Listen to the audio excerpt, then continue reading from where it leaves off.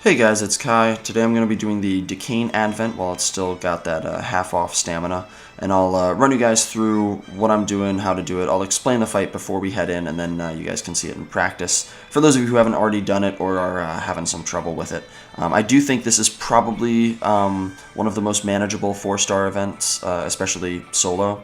So we're going to look for a Teo friend really quick, because that's pretty key for this particular strategy. Yeah, that one looks good. So we're bringing Rue and Ramu as a support package. Ramu, I don't think is necessary. You could replace her with Sid or really any revive healer, because you do want to have some extra revives, especially if your units aren't, like 5 stars yet. Rue removes abnormal statuses, which is really, really important for Decain, especially because he curses, and when he curses you, he deals a lot of extra damage to you. We're bringing Amon as our tank because he's got that resolve that he can give people.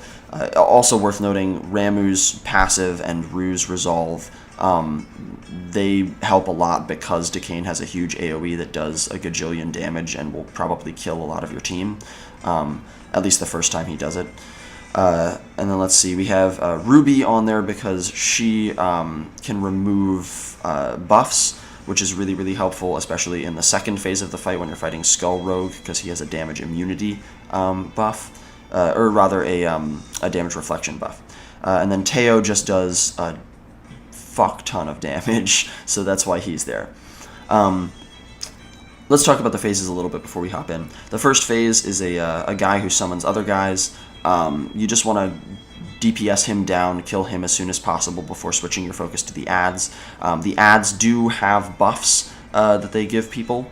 The first set of ads give defensive buffs, the second set give offensive buffs. I would still, even as he summons ads, just focus on him, or else he'll just summon more. Take him out, and then take the ads out in order of the HP that they've lost from counterattacks or AoE, that kind of thing. Second phase is Skull Rogue. He functions pretty similarly to how he does in Adventure Mode. You're looking at, he has an attack that gives him a shield, and he has ads that he summons. One of the ads, I think he summons 2 of the kind of ad that do this. They give him the damage reflection buff. So when that happens, you just want to defend, or if you have Ruby, wait for her turn, hope that she removes it. It can get a little risky there with counterattacks, especially with Teo, and Amon's too can give people chances to counterattack, because the reflection damage could end up dealing a lot to your own units. But as long as you've got some contingency plans like that resolve, like a revive that you can throw out, it's not too much of a problem. And then when you actually get to Decain, he has a fire stone that he summons and a water stone. You have to kill those before you can even hit him. They both have the buff on them that makes it so that they take very little damage from anything that isn't super effective. That's another reason why I like having Ruby in that damage slot, though you could bring anyone who's not fire or dark for damage, because Decain alternates between absorbing fire and dark damage. But Ruby and Teo do a lot of damage to the water and fire stones respectively, which is super helpful because getting through those quickly ensures that you're not taking too much damage from Decain before you can start hurting him. And then once Decain gets into his last phase, he does that huge AoE I mentioned earlier. He does it every other turn, I believe. So when you get, there's a threshold where he'll yell about killing you. He's an angry man. And then you can safely assume he's about to do some crazy bullshit. It does help if you want to bring Claude or Electra or Deimos, someone who gives a team-wide shield or evasion, just to soak up some of that crazy damage at the end there. But yeah, so that's more or less it. So let's hop in and actually put this stuff into practice so you guys can see what I'm talking about. Okay, so here's Ad Boy. Summons his boys. I think we're actually going to go ahead and punch right in the center there.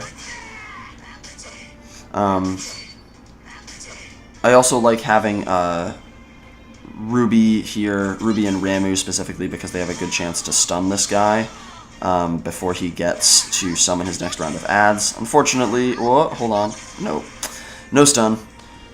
which kind of sucks because that means we are going to be fighting a few more of his brand of bullshit.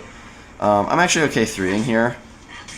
We're going to get a lot of time to... And there's the engraving of destruction. Oh, Amon. I'm going to start doing some damage to this guy because we can pick off those guys with low health with our healers and tanks, and Ruby can just kick that man in the... Oh. Come on, Ruby. But yeah, with that guy gone, just picking off the buff guys, they're not especially strong. It's not really a big deal. Nice multi-strike.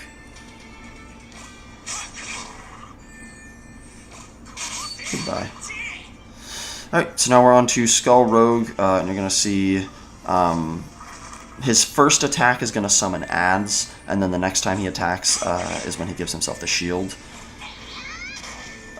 He doesn't have... He's pretty easy to kick around, though. Alright, yeah, so there are the ads. Just keep beating him up.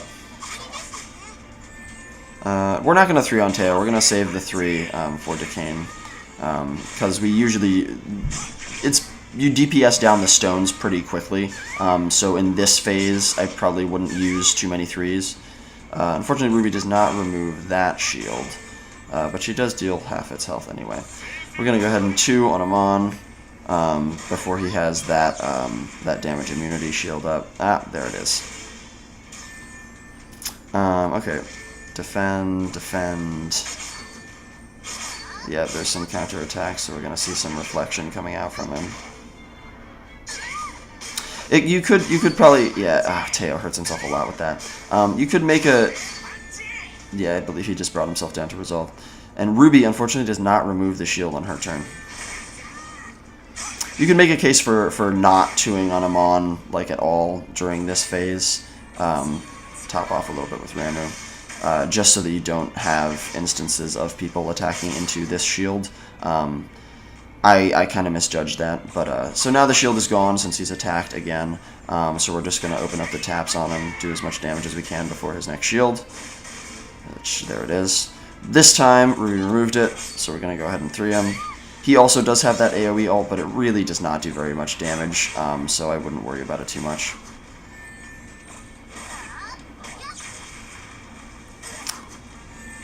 A little bit of a hiccup in the middle there, but we're back on track. It does stink losing the Amon resolve, because it's nice to have that for the last phase of Decain, but Teo does so much damage, as you can see, that we shouldn't have too much trouble bursting Decain down. This fight is definitely very bursty. This is not the kind of fight that you want sustain for. You want to just deal tons of damage as quickly as you can. Speaking of, that was a sick crit from Miss Ruby.